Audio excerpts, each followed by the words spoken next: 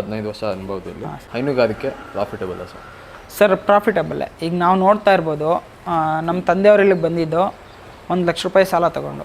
ಅಂದರೆ 1 ಲಕ್ಷ ರೂಪಾಯಿ ನಮ್ಮ ತಾತ ಅವರು ಡಿವೈಡ್ ಮಾಡಿದಾಗ 1 ಲಕ್ಷ ರೂಪಾಯಿ ನಾವು ಸಾಲ ಮಾಡಿರೋದ್ರಲ್ಲಿ ಭಾಗ ಕೊಟ್ಟಿರೋರು. ಈ ಜಮೀನು ಪ್ಲಸ್ ಸಾಲ ಮಾಡಿರೋದ್ರಲ್ಲಿ ಭಾಗ 2 ಹಸು ಕೊಟ್ಟಿದ್ರಂತೆ. ಸೊ ಅದರಿಂದ ಅವರು ಸಾಲ ತೀರಿಸ್ಕೊಂಡು ಅವರು ಏನೇನೋ ಸೈಕಲ್ ಮಾಡಿಕೊಂಡು ಸರ್ ಇವತ್ತಿಗೆ ನಾವೇನೂ ಇರಲಿಲ್ಲ. ಇವತ್ತು ನಾವು ಅವತ್ತು ಸಾಲ ತೊಗೊಂಡು ಬಂದಿರೋದು, ಸಾಲ ಅಂದರೆ ಅದನ್ನು ಸಾಲ ತೀರಿಸಿ ಅದಾದಮೇಲೆ ನಾವು ನಮಗೇನು ಬೇಕು ಅಂತ ನಮಗೀಗ ಏನು ಸರ್, ನಮಗೆ ನಮ್ಮ ತಂದೆಯವ್ರು ಏನು ಕಷ್ಟ ಬಿಟ್ಟಿದ್ದಾರೆ ಈ ಹಸುಗಳಲ್ಲಿ ನಾವು ಮಾಡಿಕೊಂಡು, ಇವತ್ತು ನಮ್ಗೆ ಅದು ಕಷ್ಟ ಏನು ಅಂತ ಗೊತ್ತಿಲ್ಲ. ಇವತ್ತು ನಮ್ಗೆ ಏನು ಬೇಕು ಅಂದರೆ ನಾಳೆ ನಾವು ಅದನ್ನು ಮಾಡ್ಕೋಬೋದು, ಆ ಥರ ಇದೆ. ಸೊ ನಾವು ಇಷ್ಟಕ್ಕೆ ಬಂದಿದ್ದೀವಿ ಅಂದರೆ ಹಸುಗಳೇ ರೀಸನ್ನು. ಸೊ ಹಸುಗಳಿಂದ ಲಾಭ ಇದೆ ಸರ್, ಬಟ್ ನಾವು ಅದನ್ನು ಫಾಲೋ ಮಾಡೋ ಮೆಥಡ್ ಏನಿದೆ ಆ ಥರ ಇದೆ ಸರ್. ನಾವೀಗ ಸ್ಟಾರ್ಟ್ ಮಾಡಿದ್ದೀವಿ ಅಂದಾಗ ನಾವು ಬ್ರೀಡ್ ಸೆಲೆಕ್ಷನ್ನು, ಒಳ್ಳೆ ಹಸು ಹಾಲು ಕೊಡೋದನ್ನು ಸೆಲೆಕ್ಟ್ ಮಾಡಿಕೊಂಡು ಹಾಲ್ಗೆ ಮೇಯ್ನ್ ಫೋಕಸ್ ಮಾಡಬೇಕು. ಅದಾದಮೇಲೆ ನಮ್ಮ ಫಾರ್ಮಲ್ಲೇ ಕರುಗಳು ಪ್ರೊಡಕ್ಷನ್ ಮಾಡ್ಕೋಬೇಕು ಸರ್. ಆ್ಯಕ್ಚುಲಿ ನಮಗೆ ಆ್ಯಕ್ಚುಯಲ್ ಲಾಭ ಪ್ರಾಫಿಟ್ ಅಂತ ಏನಂದರೆ, ನಮ್ಮ ಫಾರ್ಮಲ್ಲೇ ಹುಟ್ಟಿ ದೊಡ್ಡದಾಗಿ ಕರು ಆಗುತ್ತಲ್ಲ, ಹಸು ಆಗುತ್ತಲ್ಲ ನಮಗೆ, ಅದು ಆ್ಯಕ್ಚುಯಲ್ ಪ್ರಾಫಿಟ್ಟು ಸರ್. ಅಲ್ಲಿವರೆಗೂ ನಮಗೆ ಬಂದಿದ್ದೆಲ್ಲನೂ ಮೇಂಟೆನೆನ್ಸ್ಗೆ, ಈಗ ನಾವು ಲೋನ್ ಮಾಡಿರ್ತೀವಿ, ಇನ್ನೊಂದು ಮಾಡಿರ್ತೀವಿ, ಅದ್ರ ಮೇಂಟೆನೆನ್ಸ್ಗೆ ಮತ್ತು ಅದ್ರ ಕಮಿಟ್ಮೆಂಟ್ಗೆ ಹೋಗ್ಬಿಡುತ್ತೆ ನಿಮ್ಗೆ ಹಾಲಲ್ಲಿ ಬಂದಿದ್ದೆಲ್ಲನೂ. ನಿಮ್ಗೆ ಆ್ಯಕ್ಚುಯಲ್ ಪ್ರಾಫಿಟ್ ಅಂತ ಬರೋದು ನೀವು ಹಸು ಯಾವುದು ರೆಡಿ ಮಾಡ್ಕೊಳ್ತೀರಾ, ಒಂದು ಹಸು ಸೇಲ್ ಮಾಡಿದ್ರೆ ಆ್ಯಕ್ಚುಯಲ್ ಪ್ರಾಫಿಟ್ ಅದು ಸರ್. ಡೈರಿ ಫಾರ್ಮಿಂಗಲ್ಲಿ 1.5 ಇಯರ್ ಅದನ್ನು ಸಾಕ್ಬಿಟ್ಟು ನೀವು ಸೇಲ್ ಆದರೂ ಮಾಡ್ಕೋಬೋದು, ಇಲ್ಲ ನಿಮ್ಮ ಫಾರ್ಮಲ್ಲೇ ಮಾಡ್ಕೋಬೋದು. ನಿಮಗೆ ಅದರ ಅನಿಮಲ್ಗೆ ಇನ್ವೆಸ್ಟ್ಮೆಂಟು ನಿಮಗೆ ಅಲ್ಲಿ ಸೇವ್ ಆಗುತ್ತೆ. ಹೌದು ಸರ್. ಈಗ ನಾವು ಇಲ್ಲಿ ಆಚೆ ಹೋಗಿ ತೊಗೊಳ್ತೀವಿ ಅಂದರೆ 1 ಲಕ್ಷದ ಮೇಲೆ ಇದೆ ಸರ್. ಒಳ್ಳೆ ಹಸು, ಒಳ್ಳೆ ಚೆನ್ನಾಗಿರೋ ಹಸು ಬೇಕಂದರೆ 1 ಲಕ್ಷದಿಂದ 1,20,000 ಕೊಡಬೇಕು ಇವತ್ತು ಒಳ್ಳೆ ಹಸು. ನಮ್ಮ ಫಾರ್ಮಲ್ಲೇ ಪ್ರೊಡ್ಯೂಸ್ ಆದರೆ ಹಸು ಆಯ್ತಲ್ಲ ಸರ್ ನಮಗೆ. ಸರ್ ಇನ್ನೊಂದು, ಈಗ ಕದು ಸಾಕಾಣಿಕೆ ಮಾಡೋದು ತೀರಾ ಕಡಿಮೆ ಆಗಿದೆ. ಹಾಂ ಸರ್, ತೀರಾ ಕಡಿಮೆ ಆಗಿದೆ. ಅದರಿಂದ ಈ ರೇಟು ಸರ್ ರೇಟ್ ಆಗೋದಕ್ಕೆ ಇನ್ನೊಂದು ರೀಸನ್ ಏನಂದರೆ ಮಹಾರಾಷ್ಟ್ರದವ್ರು ಏನಾಗಿದೆ ಅಂದರೆ ನಮ್ಮಲ್ಲಿರೋ ಒಳ್ಳೊಳ್ಳೆ ಬ್ರೀಡ್ನ ಸೆಲೆಕ್ಷನ್ ಮಾಡಿ ಅವರು ಈ ಯಾರು ವ್ಯಾಪಾರ ಮಾಡ್ತಾರಲ್ಲ ಸರ್, ಅವ್ರಿಗೆ ಹೆಚ್ಚಿನ ಕಮಿಷನ್ ಕೊಟ್ಬಿಟ್ಟು ಆ ಒಂದು ಆಸೆಗೆ ಎಲ್ಲ ಒಳ್ಳೆ ಹಸು ಸೇಲ್ ಮಾಡಿಬಿಟ್ಟಿದ್ದಾರೆ. ಇವಾಗಿಲ್ಲ ಸರ್, ಒಳ್ಳೆ ಹಸು ಹುಡುಕ್ಬೇಕಂದ್ರೆ ನಾನು ದುಡ್ಡು ಕೊಡೋದಕ್ಕೆ ರೆಡಿ ಇದ್ದೀನಿ ಅಂದರೂ ಹಸು ಸಿಗ್ತಾಯಿಲ್ಲ, ಆ ಥರ ಕಂಡೀಷನ್ ಬಂದಿದೆ ಈಗ. ಸೊ ಏನಾಗಿದೆ ಅಂದರೆ ನಮ್ಮಲ್ಲಿ ಪ್ರೊಡಕ್ಷನ್ ಬೇಕು, ನಮ್ಮಲ್ಲಿ ನಾವು ಕರುಗಳನ್ನ ಉತ್ಪಾದನೆ ಮಾಡಿ ಇದು ಮಾಡಬೇಕು ಸರ್. ಈಗ ನೋಡ್ಬೋದು, ಈ ಥರ ಎಲ್ಲಾದರೂ ನಾವು ಸಾಕೊಂಡ್ರ ಹತ್ರ ಮಾತ್ರ ಕರುಗಳು ಸಿಗ್ತಾಯಿದೆ. ಹಳ್ಳಿಗಳಲ್ಲಿ ಹೋದರೆ ಕರುಗಳೇ ಸಿಗ್ತಾಯಿಲ್ಲ ಸರ್, ಒಳ್ಳೆ ಅಂದರೆ ಹಸುಗಳೇ ಸಿಗ್ತಾಯಿಲ್ಲ. ಕರು ರೇಟೇ ಜಾಸ್ತಿ ಆಗಿಬಿಟ್ಟಿದೆ, ಹಸು ರೇಟೇ ಜಾಸ್ತಿ ಆಗಿಬಿಟ್ಟಿದೆ ಈಗ ರಾಜ್ಯದಲ್ಲಿ. ನಮ್ಗೆ ಯಾಕೆ ರೀಸನ್ ಆಯ್ತು ಅಂದರೆ ಸ್ಕೇರ್ಸಿಟಿ ಜಾಸ್ತಿ ಆದಾಗ ಅದರದ್ದು ಕಾಸ್ಟ್ ಜಾಸ್ತಿ ಆಗುತ್ತೆ ಸರ್. ನೀವು ಹಸು ಕೊಂಡ್ಕೊಂಬಂದೆ ಸುಮಾರು ವರ್ಷಗಳಾಗಿದೆ? ಹಾಂ ಸರ್, ಆಗಿದೆ. ಈಗ ನಮಗೆ ಏನಾದರೂ ಈಗ ಅದು ಹೇಳಿದ್ನಲ್ಲ, ರಿಪೀಟ್ ಬ್ರೀಡಿಂಗ್ ಪ್ರಾಬ್ಲಮ್ ಆಗಿದೆ, ಇಲ್ಲ ಏನೋ ಪ್ರಾಬ್ಲಮ್ ಆಗಿದೆ, ಹಸು ಮಾರ್ಬಿಟ್ವಿ ನಾವು, ಸಡನ್ನಾಗಿ ನಮಗೆ ಹಾಲು ಬೇಕಾಗುತ್ತೆ ಅಂದಾಗ 1 or 2 ಪರ್ಚೇಸ್ ಮಾಡ್ತೀವಿ. ತೀರಾ ಕಮ್ಮಿ ಸರ್, ಈ ವರ್ಷದಲ್ಲಿ ಯಾವುದು ಪರ್ಚೇಸ್ ಮಾಡಿಲ್ಲ ಸರ್. ಇನ್ನು ಆ್ಯಾವರೇಜಲ್ಲಿ ವರ್ಷಕ್ಕೆ ಮೆನ್ಯೂರಲ್ಲಿ ನಿಮಗೆ ಎಷ್ಟು ಲಾಭ ಸಿಗುತ್ತೆ ಸರ್? ಮೆನ್ಯೂರೋ ಬಂದ್ಬಿಟ್ಟು ನಮಗೆ ಒಂದು ತಿಂಗಳಿಗೆ ಏನಿಲ್ಲ ಅಂದರೆ ಒಂದು 30,000 - 35,000 - 40,000 ಆ ಥರ ಸಿಗುತ್ತೆ. ಓಕೆ, ಪ್ರತಿ ತಿಂಗಳು ನೀವು ಪ್ರತಿ ತಿಂಗಳಿಗೆ ಬರ್ತಾ ಇರುತ್ತೆ. ನಮ್ಗೇನಾಗುತ್ತೆ ಅಂದರೆ ಅದು ಮೆನ್ಯೂರ್ದೆಲ್ಲ ಫಾರ್ಡರ್ ಮೇಂಟೆನೆನ್ಸ್ಗೆ ಹೋಗುತ್ತೆ. ಮೆನ್ಯೂರ್ದೆಲ್ಲ ನಾವು ಫಾರ್ಡರ್, ನಮ್ಮದು ಲ್ಯಾಂಡ್ ಇಲ್ಲ, ನಮ್ದು ಇರೋದು ಇಷ್ಟೇ 17 ಕುಂಟೆ ಮಾತ್ರ ಇರೋದು. ಸೊ ನಾವು ಆಚೆಯಿಂದ ತಂದೆಲ್ಲ ಇದು ಮಾಡಬೇಕು. ಸೊ ನಾವು ಲೀಸಿಗೆ ತೊಗೊಂಡಿದ್ದೀವಿ ಜಮೀನು, ಅದು ಲೀಸ್ ಅಮೌಂಟ್ ಆಗ್ಬೋದು, ಅಲ್ಲಿನ ಮೇಂಟೆನೆನ್ಸು, ನಮ್ಮ ವೆಹಿಕಲ್ ಮೇಂಟೆನೆನ್ಸು, ಫಾರ್ಡರ್ ತರೋದಕ್ಕೆ, ಇದಕ್ಕೆಲ್ಲನೂ ಮೆನ್ಯೂರ್ದಾಗುತ್ತೆ. ಸೊ ಪ್ಲಸ್ ಇನ್ನು ಹಾಲ್ದು ಬಂದಿರೋದಿರ್ಬೋದು, ಅದರಲ್ಲಿ ನಾವು ನಮ್ಮದು ಮನೆ ಮೇಂಟೆನೆನ್ಸು, ಇಲ್ಲಿಂದು ಹಸುಗಳದ್ದು ಎಲ್ಲ ನೋಡ್ಕೊಳ್ತೀವಿ. ನಮ್ದು ಆ್ಯಕ್ಚುಯಲು ಹಸು ಮಾರಿದಾಗ ನಮ್ದು ಆ್ಯಕ್ಚುಲಾಗಿ ಇದು ಬರುತ್ತೆ. ಪ್ಲಸ್ ನಮಗೆ ಅದೇ ಒಂದು ಮಂತ್ಲಿ ಒಂದು 75,000 ಆ ಥರ ಸಿಗುತ್ತೆ ಅರ್ನಿಂಗ್ಸು. 75 ಅಂದರೆ ನಾವು ಮನೆ ಜನ ಮಾತ್ರ ಕೆಲಸ ಮಾಡ್ತಾಯಿದ್ದೀವಿ. ಸೊ ನಮ್ಗೆ ಲೇಬರ್ ಯಾರನ್ನೂ ತೊಗೊಳ್ಳಲ್ಲ. ಎಷ್ಟು ಜನ ಕೆಲಸ ಮಾಡ್ತೀರಾ ಸರ್? ನಾವು 4 ಜನ ಇದ್ದೀವಿ. ನಮ್ಮ ತಂದೆಯವರು, ನಮ್ಮ ತಮ್ಮ ಅವರು ಮೇವು ತರೋದಕ್ಕೆ ಹೋಗ್ತಾರೆ, ನಮ್ಮಮ್ಮ ಅವರು ಇಲ್ಲಿ ನನಗೆ ಹೆಲ್ಪ್ ಮಾಡ್ಕೊಂಡಿರ್ತಾರೆ. ಸೊ ನಾನಿದ್ದೀನಿ, 4 ಜನ ಇದ್ದೀವಿ ಸರ್ ನಾವು. ನಾನು ಹಾಲು ಕರೆಯೋದು, ಹಸು ಮೇಂಟೆನೆನ್ಸ್ ನಿಂದಿರುತ್ತೆ. ಇನ್ನು ಮೇವು ತರೋದು ನಮ್ಮ ತಂದೆಯವರು, ನಮ್ಮ ತಮ್ಮವರು ಇರ್ತಾರೆ, ನಮ್ಮಮ್ಮ ಅವರು ನಮ್ಗೆ ಹೆಲ್ಪ್ ಮಾಡ್ತಾರೆ ಸರ್. ಪ್ರತಿ ತಿಂಗಳು ನಿಮಗೆ 75,000 ರೂಪಾಯಿ 75,000 ಆ ಥರ ಸಿಗುತ್ತೆ ಸರ್. ಒಂದು 5,000 ಹಿಂಗೆ ಆಗ್ಬೋದು. ಇನ್ನು ನೀವು ಯಾವುದಾದ್ರು ಕರುನ ಸಾಕಿ ಅದನ್ನು ಮಾಡಿದ್ರೆ ಅದು ನಮಗೆ ಸರ್. ಇದು ಜೊತೆಗೆ ಹೈನುಗಾರಿಕೆ ಜೊತೆ ಮೇಕೆ ಸಹ ಸಾಕಾಣಿಕೆ ಮಾಡ್ತಾ ಇದ್ದೀವಿ. ಹಾಂ ಸರ್, ಅದು ನನಗೆ ಕ್ರೇಜ್ ಅಂತ ಸ್ಟಾರ್ಟ್ ಆಗಿದ್ದು ಸರ್. ಓಕೆ. ಅದು ಬಂದ್ಬಿಟ್ಟು ನಾನು ಕ್ರೇಜ್ ಅಂತ ಸ್ಟಾರ್ಟ್ ಮಾಡಿದ್ದು. ಸೊ ಆ್ಯಕ್ಚುಲಿ ನಮ್ಮ ಡ್ಯಾಡಿ ಜೊತೆ ಒಂದು ವಾದ ಮಾಡಿ ನಮ್ಮ ತಂದೆಯವ್ರ ಜೊತೆ ಅವ್ರು ಬೇಡ ಅಂತ ನಾನು ಬೇಕು ಅಂತ ವಾದ ಮಾಡಿ ನಾನು 500 ರೂಪಾಯಿಗೆ ಮರಿ ತೊಗೊಂಡಿದ್ದು, ಮೇಕೆ ಮರಿ. ಆ 500 ರೂಪಾಯಿ ಮರಿಯಿಂದ ಇಷ್ಟೆಲ್ಲ ಮೇಕೆ ಮಾಡ್ಕೊಂಡಿದ್ದೀನಿ. ಅಂದರೆ ನಾಟಿ ಮೇಕೆ ಏನಿದೆ ಅದೆಲ್ಲ ಅದರಿಂದ ಡಿರೈವ್ ಆಗಿರೋದೆ. ಎಷ್ಟು ಮೇಕೆಗಳಾಗಿದ್ದಾವೆ ಸರ್ ಈಗ? ಸರ್ ಈಗ ನಾನೊಂದು ವರ್ಷಕ್ಕೆ ಏನಿಲ್ಲ ಅಂದ್ರೂ ಒಂದು 10-12 ಮರಿ ಮಾರ್ತೀನಿ ಸರ್. ಸಣ್ಣ ಮರಿ ಅಲ್ಲಿ ಬಿಟ್ಟಿರೋ ಮರಿ ನಾನು ಮಾರ್ಬಿಡ್ತೀನಿ. ಅಂದರೆ ನನಗೇನಾಗುತ್ತೆ ಅಂದರೆ ಇಲ್ಲಿ ಇಷ್ಟೇ ಜಾಗದಲ್ಲಿ ನಾನು ಮೇಂಟೈನ್ ಮಾಡಬೇಕು. ಇನ್ನು ಎಕ್ಸೆಸ್ ಜಾಗ ಮಾಡಿದ್ರೆ ನಮ್ಮ ತಂದೆಯವ್ರು ಬೈತಾರೆ, ಮೇಕೆಗಳಿಗೆ ನನಗೆ ಹೆಸರು ಇನ್ನೂ ಜಾಗ ಜಾಸ್ತಿ ಬೇಕು ಅಂತ. ಸೊ ಇಷ್ಟರಲ್ಲೇ ನಾನು ಮೇಂಟೈನ್ ಮಾಡಬೇಕಾಗಿರೋದ್ರಿಂದ ಒಂದು 20 ಮೇಕೆ ನಾನು ಆವ್ರೇಜ್ ಮಾಡ್ಕೊಳ್ತೀನಿ ಸರ್. ಮರಿಗಳನ್ನೆಲ್ಲ ಮಾರ್ಕೊಳ್ತೀನಿ. ಅದಾದಮೇಲೆ ನಾನು ಇದು ಲಾಂಗ್ ಇಯರ್ಸ್ದು ಜಮುನಾಪಾರಿ ಸರ್, ಇದು ಬಂದ್ಬಿಟ್ಟು ಎಲ್ಲರೂ ಹೇಳ್ತಾ ಇದ್ರು. ನಾನಿದು ಕ್ರೇಜ್ಗೆ ಅಂತ ಹೇಳ್ಬಿಟ್ಟು ತಂದೆ ಸರ್. ಆ್ಯಕ್ಚುಲಿ ನಾನು ತಂದಿದ್ದು ಒಂದು 4 ಮೇಕೆ ತಂದೆ. 4 ಮೇಕೆನಲ್ಲಿ 2 ಮೇಕೆ ಮಾರಿದ್ದೀನಿ. ಯಾವ್ದು ಸರ್ ಫಸ್ಟ್ ತಂದಿದ್ದು ನೀವು? 4? ಸರ್ ನಾನು ಫಸ್ಟ್ ತಂದಿದ್ದು ಬಂದ್ಬಿಟ್ಟು ಇದು ತೊಗೊಂಬಂದೆ ಸರ್. ನಾನು ಇದು ತೊಗೊಂಬಂದೆ, ಮರಿ ತೊಗೊಂಬಂದೆ.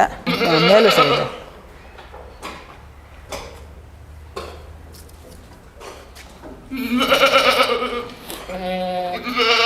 ಇದು ಮೇಲು, ಇದು ಮರಿ ತೊಗೊಂಬಂದೆ ನಾನು. ಓಕೆ. ಇದ್ರ ಜೊತೆಗೆ ಇದಾದಮೇಲೆ ನಾನು ಅಲ್ಲಿ ಚೈನ್ ಇದೆಯಲ್ಲ ಸರ್, ಅದು ಅದ್ರ ಪಕ್ಕದಲ್ಲಿ ಇದೆಯಲ್ಲ, ಇದ್ರ ಜೊತೆ ಇನ್ನೊಂದು ತಂದಿದ್ದೆ. ಅದಾದಮೇಲೆ ಅದನ್ನು ತಂದೆ, ಚೈನ್ ಹಾಕಿರೋದು ಅದೆರಡೂ ಸರ್. ಈಗ ಅದು ಚೈನ್ ಹಾಕಿರೋದು ಮರಿ ಹಾಕಿದೆ.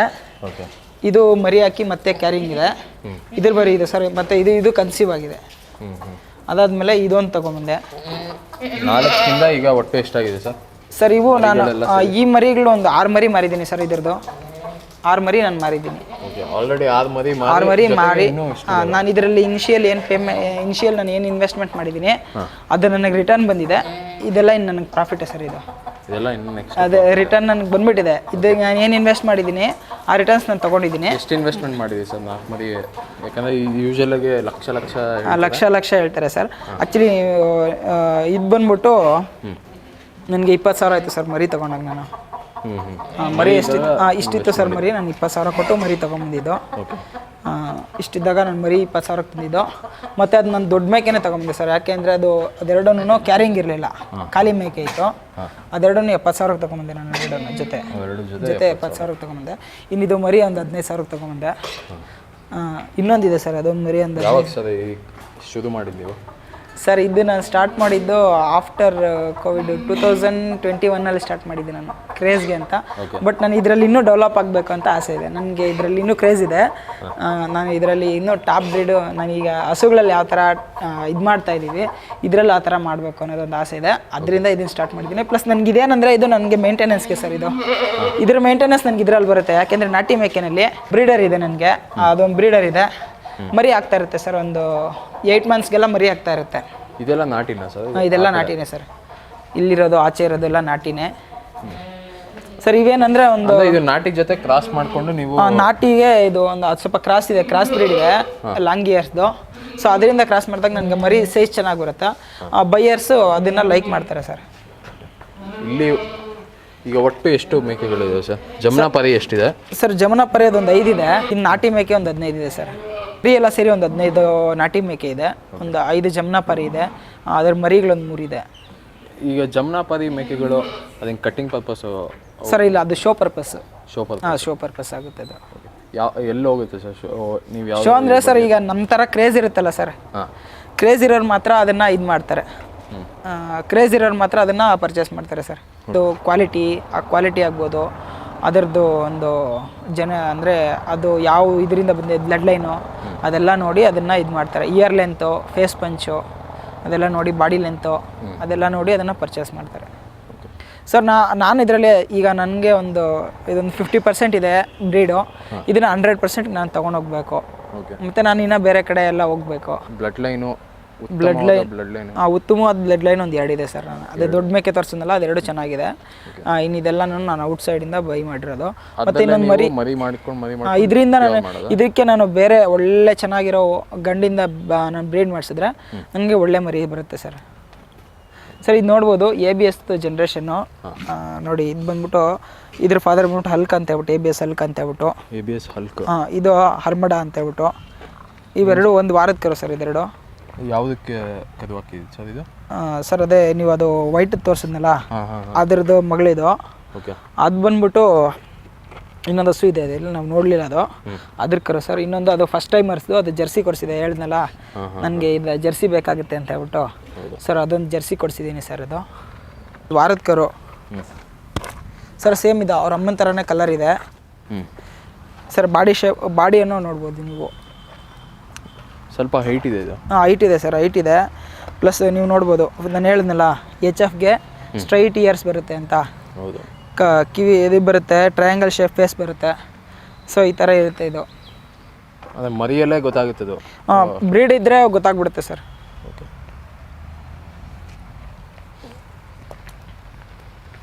ಸರ್ ಇದೆಲ್ಲ ಅನ್ನೋದು 3 ಮಂತ್ಸ್ದು ಹೇಳ್ದಲ್ಲ ನಾನು. ಇದು ಬಂದ್ಬಿಟ್ಟು ಅರ್ಮಡ ಅಂತ ಹೇಳ್ಬಿಟ್ಟು ಸರ್, ಇದು ABSಲ್ಲಿ. ಇದು 3 ಮಂತ್ಸು ನೋಡಿ, 3 ಮಂತ್ಸ್ ಕರು. 3 ಅಂದರೆ ಈಗ 90 ಡೇಸ್ ಕಂಪ್ಲೀಟ್ ಆಗಿದೆ ಸರ್. ಇದಕ್ಕೆ ಹಾಲು ನಿಲ್ಲಿಸಿದ್ದೀವಿ ಈಗ. 90 ಡೇಸ್ಗೆ ಆಲ್ಮೋಸ್ಟ್ ಬಂದಿದೆ, ಚೆನ್ನಾಗಿ ಬಂದಿದೆ ಸರ್ ಗ್ರೋತು. ಇದು ಬಂದ್ಬಿಟ್ಟು ಇದು ಸಾಗರ್ ಅಂತ ಇತ್ತು ಸರ್, ಅದರಲ್ಲಿ ABSಲ್ಲಿ ಸಾಗರ್ ಅಂತ ಇತ್ತು, ಅದರಿಂದ ಮಾಡಿದ್ದೀನಿ. ಇದು ಈ ಥರ ಕರು ಬಂದಿದೆ. ಇದು ಏನು ಸರ್ ಇದು ನೇಮ್ಸ್ ಸಾಗರು? ಅದೆಲ್ಲ ಅವರು ಇಟ್ಟಿರೋದು ಸರ್, ಹೆಸರುಗಳು. ಓಕೆ. ಅಂದರೆ ಅವರು ಅರ್ಮಡ ಆಗ್ಬೋದು. ಈಗ ABSಲ್ಲಿ ಮೂರಿದೆ, HAT ಅಂತ ಹೇಳ್ಬಿಟ್ಟು ಮಾಡಿದ್ದಾರೆ ಅವರು. ಅಂದರೆ ಟಾಪ್ ಬುಲ್ಸ್ ಅದು 3, ಅರ್ಮಡ, ಹ್ಯಾಮರು, ಟ್ರಂಪು 3. ಸರ್ ನಾನೀಗ ಅರ್ಮಡ ನನಗೆ ರಿಸಲ್ಟ್ ಬಂದಿದೆ, ಟ್ರಂಪು ಮತ್ತು ಹ್ಯಾಮರು ಟ್ರೈ ಮಾಡಿದ್ದೀನಿ, ಅದಕ್ಕೆ ರಿಸಲ್ಟ್ ಅಲ್ಲಿ ಈಗ ಕರ್ನಾಟಕದಲ್ಲಿ ಇದೆಯಾ ಅದು? ಸರ್ ಅದೇ ಈಗ ಕೊಡ್ತಾರೆ, ಓಕೆ, ಡೀಲರ್ಶಿಪ್ ಇದೆ. ಅಲ್ಲೂ ನೀವು ಬೆಂಗಳೂರಲ್ಲಿ ಕನ್ಸಲ್ಟ್ ಮಾಡಿದ್ರೆ ಅವ್ರನ್ನ ಕೊಡ್ತಾರೆ. ಅವತ್ತ ಬುಲ್ ಇರುತ್ತೆ, ಅದರಿಂದ ಸರ್ ಇದು ಬಂದ್ಬಿಟ್ಟು ಮಹಾರಾಷ್ಟ್ರದಲ್ಲಿರೋದು ABS ಕಂಪ್ನಿ ಇರೋದು. ಅಲ್ಲಿಂದ ಸೆಮೆನ್ ಸ್ಟ್ರಾಸು ಡಿಸ್ಟ್ರಿಬ್ಯೂಟ್ ಮಾಡ್ತಾರೆ, ಡಿಸ್ಪ್ಯಾಚ್ ಮಾಡ್ತಾರೆ. ನಾವು ಕಂಟೈನರಲ್ಲಿ ಮೇಂಟೈನ್ ಮಾಡ್ಕೊಂಡ್ರೆ ಲಿಕ್ವಿಡ್ ನೈಟ್ರೋಜನ್ ಮೇಂಟೈನ್ ಮಾಡ್ಕೋಬೋದು ಸರ್. ಒಂದು ಇಯರ್ಸಲ್ಲೇ ಮೇಂಟೈನ್ ಮಾಡ್ಬೋದು.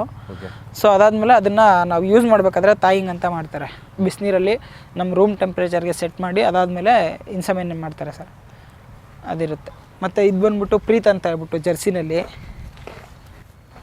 ಏನು ಸರ್ ಹೆಸರು? ಇವೆಲ್ಲನೂ ಸರ್, ಇದೆಲ್ಲ ಒಂದು ಟೈಮ್ದು, ಅಂದರೆ ಒಂದು ವೀಕಲ್ಲಿ ಡಿಫ್ರೆನ್ಸ್ ಇರುತ್ತೆ. ಇದು ಈ 3 ಹಸು, ಇದು 4 ಸರ್, ಇನ್ನೂ ಒಂದಿದೆ ಅಲ್ಲಿ. ಅಲ್ಲೊಂದಿದೆ. ಇದು ಟೈಮ್ ನೋಡ್ಕೊಳ್ತೀವಿ, ನಾವು ಹೇಳಿದ್ನಲ್ಲ ಈ ಥರ ಮೇಂಟೈನ್ ಮಾಡ್ಬೇಕಂತ. ಆ ಟೈಮ್ಗೆ ನೋಡ್ಕೊಂಡು ನಾವು ಸಮೆನ್ ಮಾಡಿಸ್ಕೊಳ್ತೀವಿ. ಒಂದು ವಾರ ಆ ಥರ ಹೆಚ್ಚು ಕಡಿಮೆ ಕರು ಬಂದಿರುತ್ತೆ ನಮಗೆ. ಸರ್ ಸಮೆನ್ ಬಂದ್ಬಿಟ್ಟು ಅದೇ ಕಂಡೀಷನ್ ಚೆನ್ನಾಗಿ, ಎನ್ವಿರಾನ್ಮೆಂಟಲ್ ಕಂಡೀಷನ್ ಯಾವಾಗ ಅಂದರೆ ಈ ಅಕ್ಟೋಬರ್ ಮೇಲೆ ಚೆನ್ನಾಗಿ ಬರುತ್ತೆ ಸರ್. ನನಗೆ ತಿಳಿದಿರೋ ಮಟ್ಟದಲ್ಲಿ ಅಕ್ಟೋಬರ್ ಮೇಲೆ ಚೆನ್ನಾಗಿರುತ್ತೆ ಅಂದರೆ ಕನ್ಸೆಪ್ಷನ್ ರೇಟು. ಅದಾದಮೇಲೆ ಸ್ವಲ್ಪ ಈ ಟೈಮಲ್ಲಿ ಜೂನ್ ಜುಲೈ ಆ ಟೈಮಲ್ಲಿ ಸ್ವಲ್ಪ ಕಡಿಮೆ ಇರುತ್ತೆ. ಅದಾದಮೇಲೆ ಚೆನ್ನಾಗಿರುತ್ತೆ ಸರ್. ನಾವು ಅದೇ ವೆಲ್ ಮೇಂಟೆನೆನ್ಸ್ ಮಾಡಿದ್ದೀವಿ ಅಂದರೆ ಚೆನ್ನಾಗೇ ಬರುತ್ತೆ ಸರ್ ರಿಸಲ್ಟು. ಬಟ್ ಈ ಎರಡಕ್ಕಿಂತ ಅದು ಒಂದು ಸ್ವಲ್ಪ ಹೈಟ್ ಇದೆಯಲ್ಲ ಸರ್? ಹಾಂ ಸರ್, ಅದು ಏನಂದರೆ ಅದೇ ಬ್ರೀಡ್, ಅದೇ ಸರ್ ಬ್ರೀಡ್ ಅಂದರೆ ಆ ಥರ ಡಿಫ್ರೆನ್ಸ್ ಬರುತ್ತೆ ನಿಮಗೆ. ಇದೆಲ್ಲ ಸ್ವಲ್ಪ ಹಾಲ್ ಬ್ಲ್ಯಾಕ್ ಜಾಸ್ತಿ ಇದೆ ಸರ್. ಅದೇ ಜರ್ಸಿನಲ್ಲಿ ಹಾಕ್ಸಿದ್ದೀವಲ್ಲ, ನಾವು HFಗೆ ಜರ್ಸಿ ಕ್ರಾಸ್ ಮಾಡಿದ್ರೆ ನೋಡಿ ಈ ಥರ ರಿಸಲ್ಟ್ ಬರುತ್ತೆ. ಇದನ್ನೇ ನಾವು ಹಾಲ್ ಬ್ಲ್ಯಾಕ್ ಅಂತ ಹೇಳ್ತಾರೆ, ಓಕೆ, ಬ್ಲ್ಯಾಕ್ ಹಸು ಅಂತಲೂ ಹೇಳ್ತಾರೆ, ಬ್ಲ್ಯಾಕ್ ಜರ್ಸಿ ಅಂತಲೂ ಹೇಳ್ತಾರೆ ಸರ್. ಈಗ ಸರ್ಕಾರದಿಂದ ಸೆಮೆನ್ 50 ರೂಪಾಯಿ 100 ರೂಪಾಯಿ ಅದೆಲ್ಲ ಬರುತ್ತೆ ಸರ್. ಈಗ ಈ 1,000 ರೂಪಾಯಿ 1,000 2,000 ರೂಪಾಯಿ ಈಗ ಎಕ್ಸ್ಪೆಂಡಿಚರ್ ನಾವು ಮಾಡ್ತೀವಿ ಅಲ್ಲ, ಅದು ಲಾಂಗ್ ರನ್ನಲ್ಲಿ ಪ್ರಾಫಿಟಬಲ್ ಸರ್. ಈಗ ನಮಗೆ ಒಂದು 20 ಲೀಟರ್ಸ್ ಪರ್ ಡೇ 20 ಲೀಟರ್ಸ್ ಹಾಲು ಜಾಸ್ತಿ ಆಯಿತು ಅಂದರೆ ಒಂದು ಹಸು ಅಂದರೆ ನಾವು 5 ಹಸು ಮೇಂಟೈನ್ ಮಾಡೋ ಜಾಗದಲ್ಲಿ ಒಂದು 2-3 ಹಸು ಮೇಂಟೈನ್ ಮಾಡ್ಕೊಂಡ್ರೆ ಅಷ್ಟು ಹಾಲು ತೆಗಿಬೋದು ಸರ್ ನಾವು. ಬಟ್ ಮೇಂಟೆನೆನ್ಸ್ ಹಂಗೆ ಇರಬೇಕು ಸರ್. ನಾವು ಬ್ರೀಡಿಂಗ್ ಮಾಡ್ತೀವಿ ಅಂತ ಹೇಳ್ಬಿಟ್ಟು ನಾವು ಬ್ರೀಡ್ ಮಾಡ್ತೀವಿ, ಬ್ರೀಡ್ ಮಾಡೋದು ಮೇನಲ್ಲ ಸರ್. ಅದನ್ನು ನಾವು ಅದನ್ನು ಮೇಂಟೈನ್ ಮಾಡೋದು ಇಂಪಾರ್ಟೆಂಟು ಸರ್. ನಾವು ಹಸುನಲ್ಲಿ ಹಾಲು ಬರ್ತಾ ಇಲ್ಲ ಅಂತ ಹೇಳೋದಲ್ಲ, ಹಸುಗೆ ನಾವು ಏನು ಕೊಡ್ತಾ ಇದ್ದೀವಿ ಅದು ರಿಟರ್ನ್ ಕೊಡುತ್ತೆ ಅಷ್ಟೇ ನಮಗೆ. ಹಸುದು ಎಲ್ಲ ನಾವು ಕಂಡೀಷನ್ ಫಿಲ್ ಮಾಡಿದಾಗ ಅದು ನಮಗೆ ಕೊಡುತ್ತೆ ಸರ್. ಈಗ ಹಸುಗೆ ಏನು ಡಿಫಿಷಿಯನ್ಸಿ ಇದೆ ಅಂತ ನಾವು ಫಸ್ಟ್ ಅದನ್ನ ನೋಡ್ಕೋಬೇಕು. ನಮ್ಗೆ ಹಸು ಇದೆ ಅಂದಾಗ, ಹಸು ಹಾಲು ಕೊಡ್ತಾ ಇಲ್ಲ ಅಂದಾಗ ಯಾವ ಪ್ರಾಬ್ಲಮ್ ಇದೆ, ಅದು ಪ್ರಾಬ್ಲಮ್ಗೆ ಸೊಲ್ಯೂಷನ್ ಹುಡುಕಬೇಕು ಸರ್. ನಾವು ಸುಮ್ಮನೆ ಹಸುನ ಬ್ಲೇಮ್ ಮಾಡೋದು ಇಲ್ಲ ಫೀಡಿಂಗ್ ಬ್ಲೇಮ್ ಮಾಡೋದಲ್ಲ. ನಾವು ಕಂಡೀಷನ್ ಏನಂದರೆ ಹಸುನಲ್ಲಿ ಏನು ಪ್ರಾಬ್ಲಮ್ ಇದೆ, ಇಲ್ಲ ನಮ್ಮ ಫೀಡಿಂಗ್ ಮೆಥಡಲ್ಲಿ ಏನು ಪ್ರಾಬ್ಲಮ್ ಇದೆ, ಅದನ್ನು ನಾವು ಇದು ಮಾಡ್ಕೋಬೇಕು. ಅದಕ್ಕೆ ಹೊಂದಾಣಿಕೆ ಆಗುವಂಥದ್ದು ಏನು ಮಾಡಬೇಕು ಅದನ್ನು ಮಾಡಿದ್ರೆ ಖಂಡಿತವಾಗ್ಲೂ ಆಗುತ್ತೆ, ಲಾಭ ಕೊಡುತ್ತೆ. ಅದು ಒಂದು ಇದು ಟೈಸನ್ ಅಂತ ಹೇಳ್ಬಿಟ್ಟು ಸರ್, ಇದು ಇದು ಬ್ಲ್ಯಾಕ್ ಕಲರ್ ಬಂದು ಅದೇ ಸರ್ ನಾವು ಗೆ ಕ್ರಾಸ್ ಮಾಡಿದಾಗ ಇದೇ ಥರ ಬರುತ್ತೆ ಅದೇ ಹೇಳ್ತಲ್ಲ ನಿಮಗೆ ಟ್ರೇಸ್ ಕಾಣುತ್ತೆ ಥರ ಜರ್ಸಿಗಿದ್ರೆ ಫುಲ್ಲು ಬ್ಲ್ಯಾಕ್ ಬರುತ್ತಲ್ಲ ಅದ್ರಲ್ಲಿ ಟ್ರೇಸ್ ಕಾಣ್ತಾ ಇದೆ ನೋಡಿ ಜರ್ಸಿದು.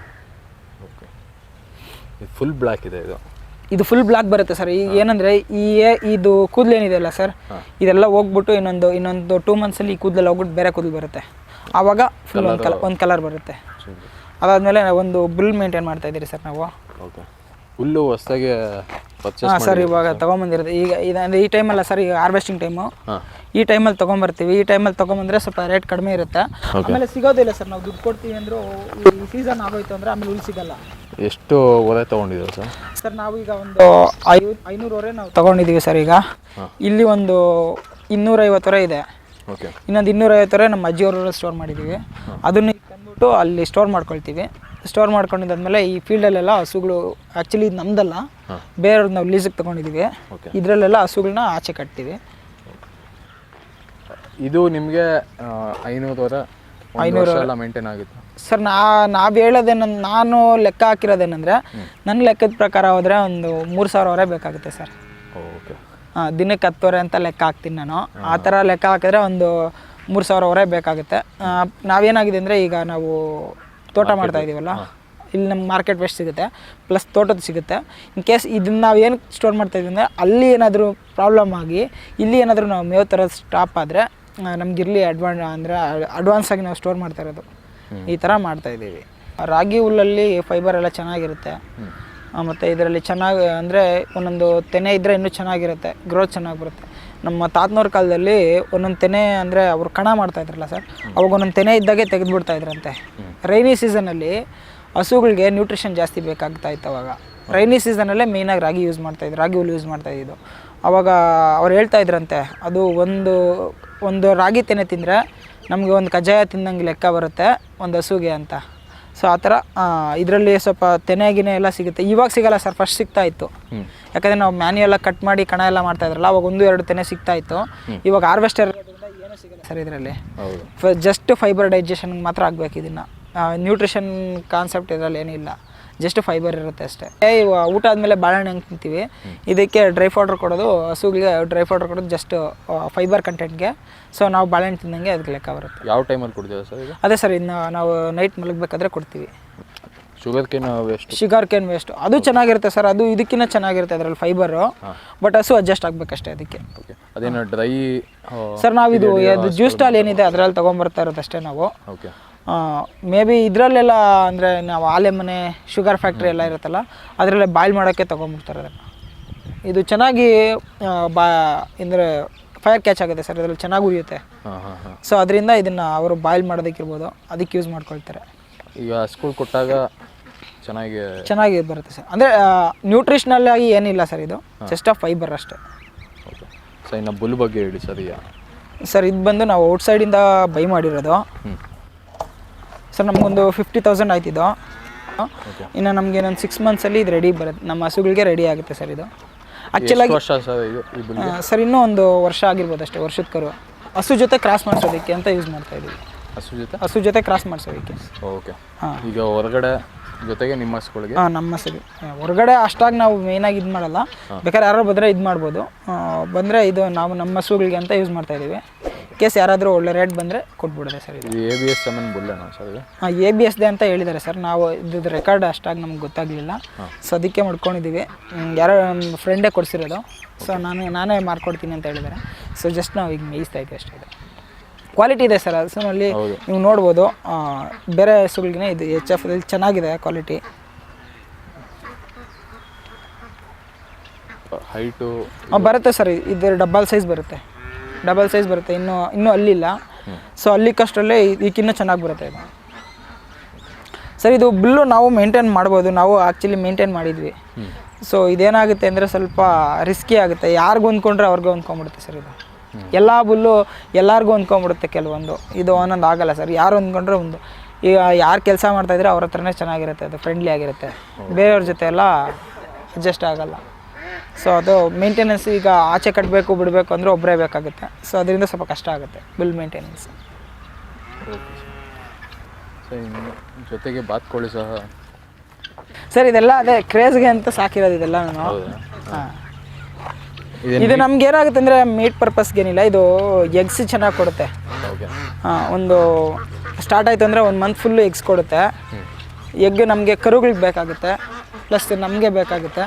ಸೊ ಅದಕ್ಕಾಗಿ ಇದು ಮೇಂಟೆನೆನ್ಸ್ ಈಸಿ. ಇದು ಕಂಪೇರ್ ಟು ಬೇರೆ ಎಲ್ಲ ಬ್ರೀಡ್ಗೂ ನಾವು ಕಂಪೇರ್ ಮಾಡಿದ್ರೆ ಬಾತ್ಕೋಳಿ ಮೇಂಟೆನೆನ್ಸ್ ಈಸಿ ಸರ್. ಇದು ಬ್ರೂಡಿಂಗ್ ಬೇಕಾಗಿಲ್ಲ. ಆಮೇಲೆ ಅದಕ್ಕೆ ಸಪ್ರೇಟ್ ಅಷ್ಟಾಗಿ ಡಿಸೀಸಸ್ ರೆಸಿಸ್ಟೆನ್ಸ್ ಪವರ್ ಜಾಸ್ತಿ ಇದೆ.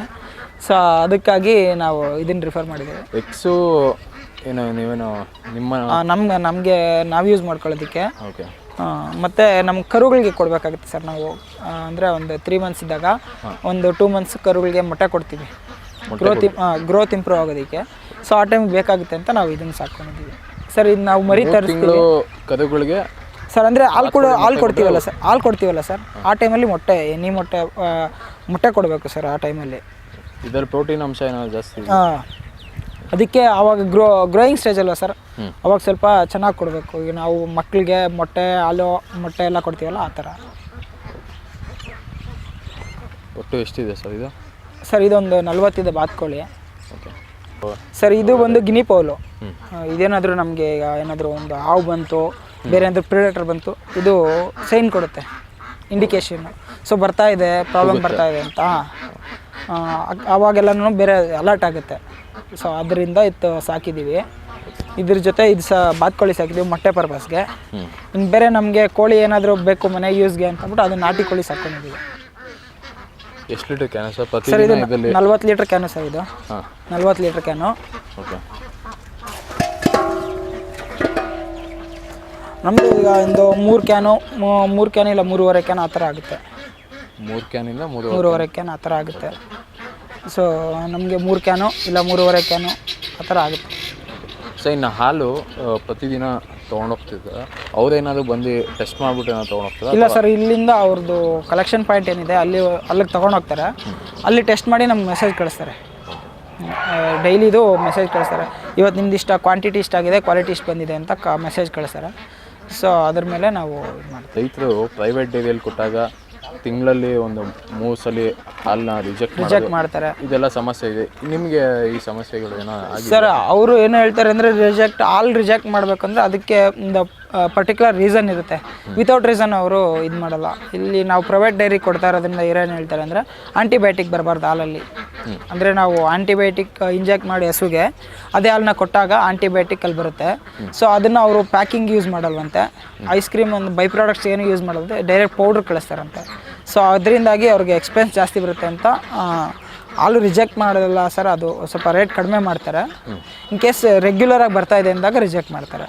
ಬಿಟ್ಟರೆ ಇನ್ನು ಹಾಲು ಮ್ಯಾಸ್ಟಿಟಿಸ್ ಏನಾದರೂ ಪ್ರಾಬ್ಲಮ್ ಇದ್ದರೆ ಮಾತ್ರ ರಿಜೆಕ್ಟ್ ಮಾಡ್ತಾರೆ ಸರ್. ವಿತೌಟ್ ಪ್ರಾಬ್ಲಮ್ ಯಾರೂ ರಿಜೆಕ್ಟ್ ಮಾಡಲ್ಲ.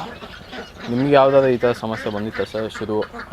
ಸರ್ ನಮ್ಮದು ಒಂದು ಸಲ ಸ್ಟಾರ್ಟ್ ಆಗಿತ್ತು, ಯಾವುದೋ ಒಂದು ಹಸುನಲ್ಲಿ ಪ್ರಾಬ್ಲಮ್ ಇತ್ತು. ಸೊ ನಾನಾಗ ಅವ್ರನ್ನ ಕೇಳಿದೆ ಯಾವ ಥರ ಏನಾಗಿದೆ ನಮ್ಗೆ ಸ್ವಲ್ಪ ರಿಪೋರ್ಟ್ ಕೊಡಿ ಅಂತ. ಸೊ ಅವ್ರು ಹೇಳಿದ್ರು ಈ ಥರ ಪ್ರಾಬ್ಲಮ್ ಆಗಿದೆ ಅಂತ. ಸೊ ನಾನು ಅದನ್ನು ಐಡೆಂಟಿಫೈ ಮಾಡಿ ಸೊಲ್ಯೂಷನ್ ತೊಗೊಂಡೆ.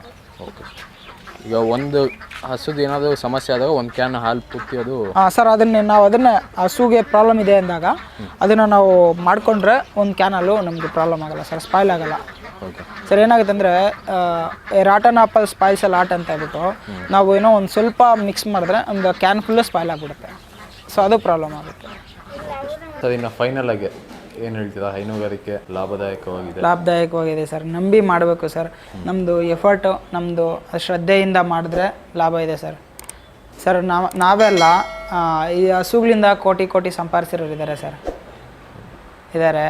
ಇಲ್ಲಿ ನಿಮಗೆ ಬೆಸ್ಟ್ ಎಕ್ಸಾಂಪಲ್ ಬೇಕು ಅಂದರೆ ಗೋಪಾಲ್ ನಾಯ್ಡು ಅಂತ. ಅವ್ರು ಇನ್ನೇನಿಲ್ಲ ಸರ್, ಅವ್ರ ಕಾಲದಿಂದ ಅವ್ರಿಗೆ ಈಗ ಒಂದು 75-80 ಇಯರ್ಸ್ ಏಜ್ ಇರಬೇಕು ಸರ್.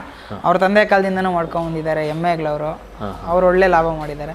ಸೊ ಆ ಥರ ಮಾಡ್ಬೋದು ಸರ್, ಪ್ರಾಫಿಟ್ ಇದೆ. ಹೈನುಗಾರಿಕೆ ಮಾಡ್ಬೋದು ಸರ್, ಬೆಸ್ಟ್. ಓಕೆ ಸರ್, ಇಷ್ಟೊತ್ತು ನಮ್ಮ ಕೃಷಿ ಗೆಳೆಯ ಚಾನಲ್ ಜೊತೆ ಮಾತಾಡೋದಕ್ಕೆ ಧನ್ಯವಾದಗಳು ಸರ್. ಧನ್ಯವಾದ.